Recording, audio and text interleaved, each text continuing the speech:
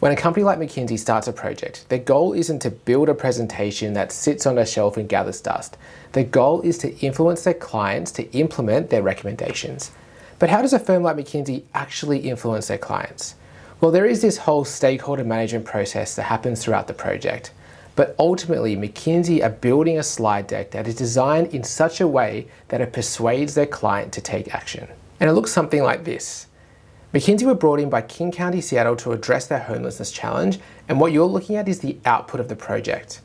But it's actually the storyline that underpins this deck that McKinsey uses to influence their clients. So in this video, we're going to break down this slide deck to understand how firms like McKinsey create these storylines that influence, and we'll learn how to do it ourselves. The storyline is the most important part of the slide deck. A really good storyline will persuade the reader to act. A really bad storyline is going to fall completely flat. And as you might imagine, top consulting firms like McKinsey, BCG, and Bain have turned storylining into an absolute science. And they've found a universal storyline structure that you can apply to any slide deck. And it's called the SCQA or SCR Framework. It's actually very interesting because this storyline structure is found absolutely everywhere.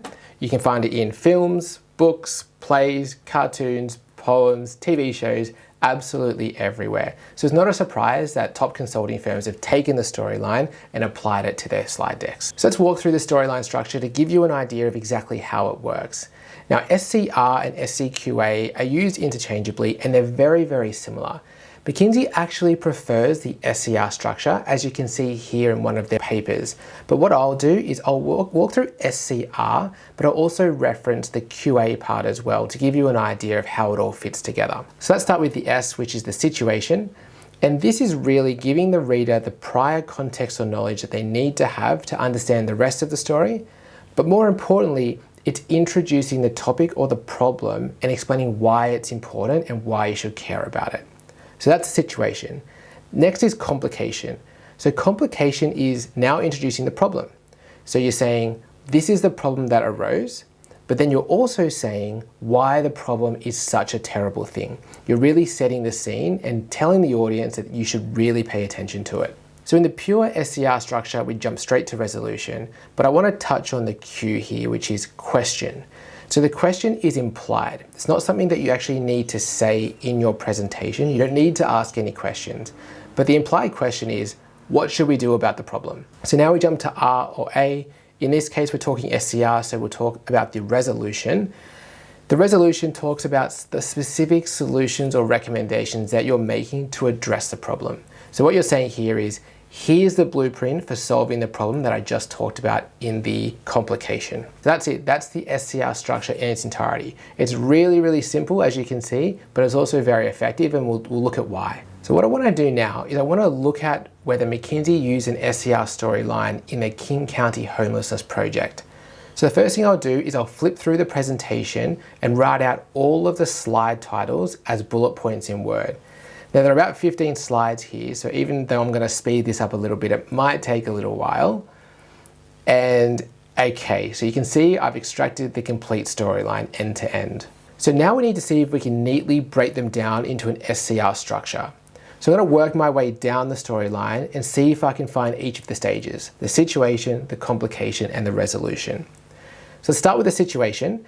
I can see here that McKinsey is setting the context with the first two slides, and they're really saying that homelessness is increasing in King County.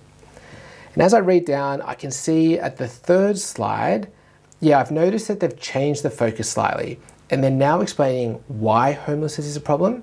So before it was that homelessness is a problem, and now they're explaining why it's a problem. They do that up to about slide 10, where they start talking about how to address the homelessness problem. Now I'm going to see if I can summarize that entire storyline into 3 sentences.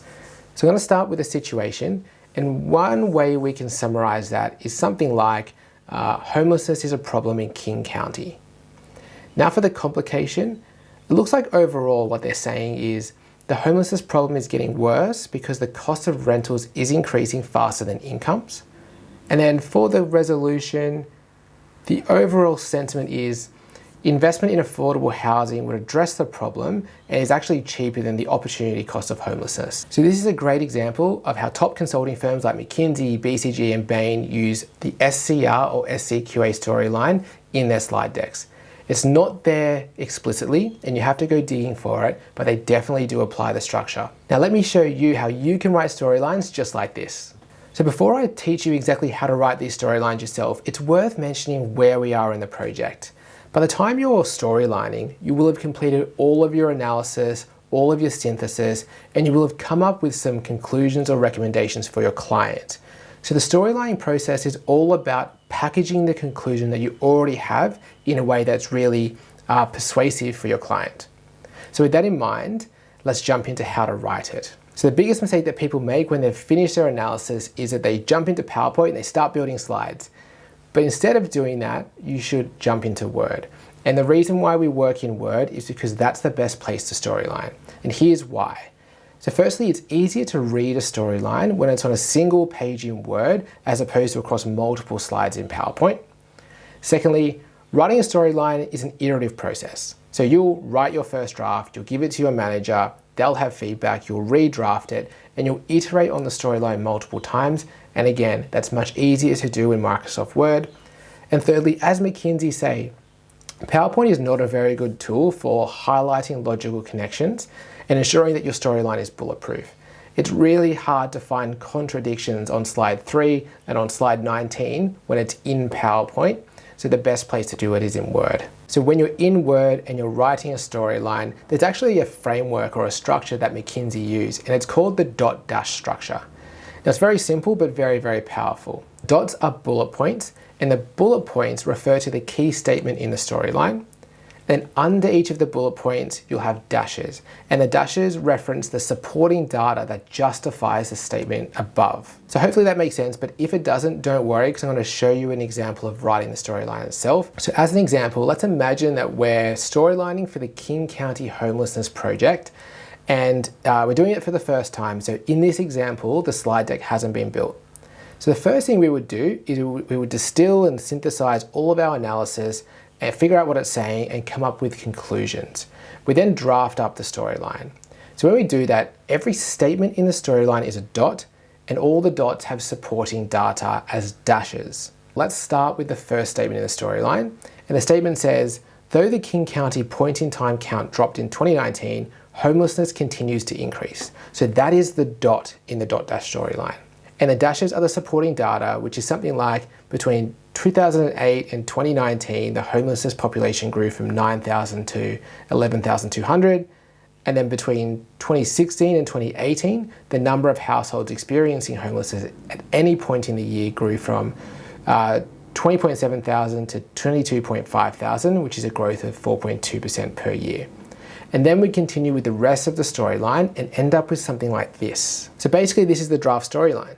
And once we've done that, we need to review it with our manager and make sure we've captured the argument well and positioned it properly for the audience, and there's no changes we need to make. Generally, there will be changes, so we'll iterate with our manager and refine the storyline over time. It is important, however, that we make all of the refinements now before we start building slides, because it's much easier to make changes here in Word at this stage, and any changes that we make later in PowerPoint are probably going to mean that we rebuild slides. So we want to avoid that as much as possible and finalize the storyline in Word. So once the storyline is finalized and we're happy with it, it's finally time to open up PowerPoint. Now we're finally in PowerPoint and we're going to build our slide skeleton. So there's actually two important parts of any slide. The first one is the action title, and this explains the so what of the slide. And then we have the slide body, and that contains all of the data and the visualizations that support the action title. And related to these two things, there's actually two logics or flows that you need to be aware of in your slide deck. The first one is the horizontal flow. And this means as you flick through the slide deck and read the action titles, they tell a complete story without you having to read the slide bodies. So it means that you can understand the argument by just reading the action titles across all the slides. The second is the vertical flow, and it says if you do read the slide bodies, they fully support the action titles. And this means that there's nothing said in the action title that isn't justified by some kind of data or visualization in the slide body.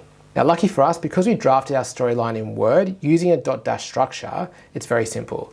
The dots are the action titles, and the dashes turn into charts that sit in the slide body and support the action title. So if we're lucky, we'll be able to simply copy the dots in our storyline and drop them in as action titles in the slides. But in reality, there's probably some level of refinement you need to do to make the action titles work for your slides. But nonetheless, we should end up with a slide deck that looks something like this. So the storyline is complete, the action titles are written, so all that's left to do is to build the slide bodies. And as a side note, I've quite a simple methodology for translating data into visualizations for your slide bodies. So if you want to learn that, I can do another video on it. So please just drop a comment in the comment section below. So here's a bird's eye view of everything we learned in this video.